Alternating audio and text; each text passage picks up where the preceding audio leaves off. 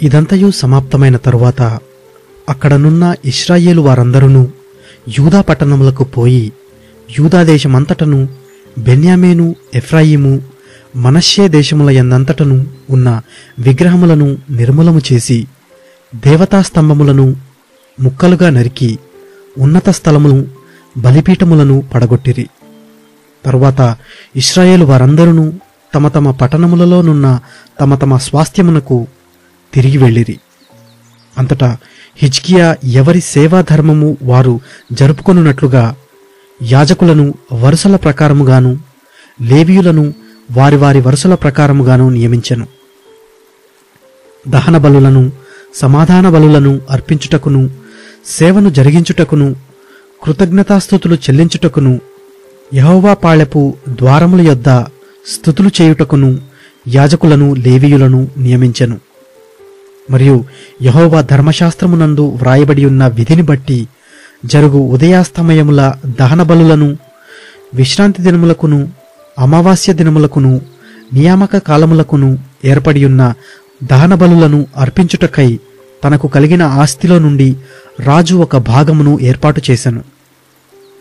మరియు యెహోవా ధర్మశాస్త్రమును బట్టి యాజకులను లేవీయులను ధైర్యము వహించి తమ పని జరుపుకొనున్నట్లు ఎవరి భాగములను వారికి ఇయ్యవలసినదని యెరూషలేములో కాపురమున్న జనులకు అతడు ఆజ్ఞాపించెను. ఆ యాజ్ఞ వెల్లడియగుట తోడనే ఇశ్రాయేలీయులు ప్రథమ ఫలములైన ధాన్య ద్రాక్షారసములను నూనెను తేనెను సస్యఫలములను విస్తారముగా తీసుకొని వచ్చిరి. సమస్తమైన వాటిలో నుండి 10వ వంతును విస్తారముగా తీసుకొని వచ్చిరి. యూదా పట్టణములలో కాపురమున్న ఇశ్రాయేలు వారును యూదావారును ఎద్దులలోను గొర్రెలలోను 10వ వంతును తమ దేవుడైన యెహోవాకు ప్రతిష్ఠితములైన వస్తువులలో 10వ వంతును తీసుకొని వచ్చి కుప్పలుగా కూర్చిరి. వారు 3వ మాసమందు కుప్పలు వేయనారంభించి 7వ మాసమందు ముగించిరి. హిజ్కియాయును అధిపతులను వచ్చి ఆ కుప్పలను చూచి యెహోవాను స్తుతించి ఆయన జనులైన ఇశ్రాయేలీయులను దీవించిరి. హిజ్కియా ఆ కుప్పలను గూర్చి యాజకులను లేవీయులను ఆలోచన అడిగినందుకు సాదోకు సంతతివాడును ప్రధాన యాజకుడు నగు అజర్యా యెహోవా మందిరంలోనికి జనులు కానుకలను తెచ్చుట మొదలుపెట్టినప్పటి నుండి మేము సమృద్ధిగా భోజనము చేసినను చాలా మిగులుచున్నది. యెహోవా తన జనులను ఆశీర్వదించినందున ఇంత గొప్ప రాశి మిగిలినదని రాజుతోననగా హిజ్కియా యెహోవా మందిరములో కొట్లను సిద్ధపరచవలసినదని ఆజ్ఞ ఇచ్చెను. వారు వాటిని సిద్ధపరిచి ఏమియూ అపహరింపకుండా కానుకలను 10వ భాగములను ప్రతిష్ఠితములుగా తేబడిన వస్తువులను లోపల చేర్చిరి. లేవీయుడైన కొనన్యా వాటి మీద విచారణకర్తగా నియమింపబడెను. అతని సహోదరుడైన షిమీ అతనికి సహకారిగా ఉండెను.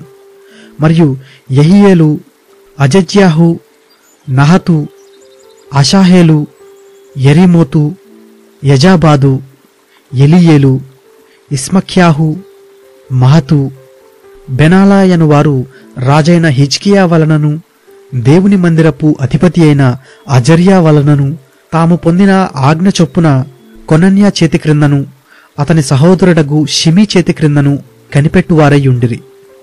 తూర్పు తట్టు ద్వారమునొద్ద పాలకుడును ఇమ్నా కుమారుడు నగు లేవీయుడైన కోరే యెహోవా కానుకలను అతి పరిశుద్ధమైన వాటిని పంచిపెట్టుటకు దేవునికి అర్పింపబడిన స్వేచ్ఛార్పణముల మీద నియమింపబడెను. అతని చేతి క్రింద ఏదేను మిన్యామీను యేషూవా షెమయా అమర్యా షెకన్యా అనువారు నమ్మకమైన వారు గనుక యాజకుల పట్టణములందు పిన్న పెద్దలైన తమ సహోదరులకు వంతుల చొప్పున భాగములిచ్చుటకు నియమింపబడిరి.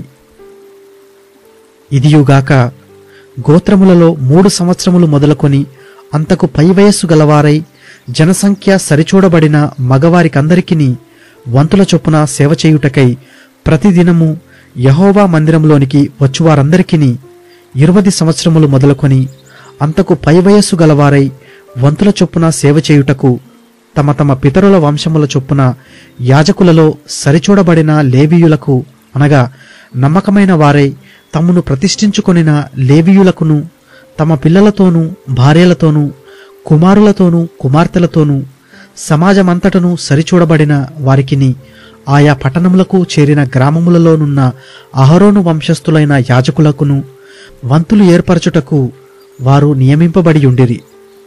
పేళ్లచేత చెప్పబడిన ఆ జనులు యాజకులలో పురుషులందరికిని లేవీయులలో వంశముల చొప్పున సరిచూడబడిన వారికందరికిని వంతులు ఏర్పరచుటకు నియమింపబడిరి. హిజ్కియా యూదాదేశమంతటను ఇలాగున జరిగించి తన దేవుడైన యెహోవా దృష్టికి అనుకూలముగాను యథార్థముగాను నమ్మకముగాను పనిచేయుచూ వచ్చెను.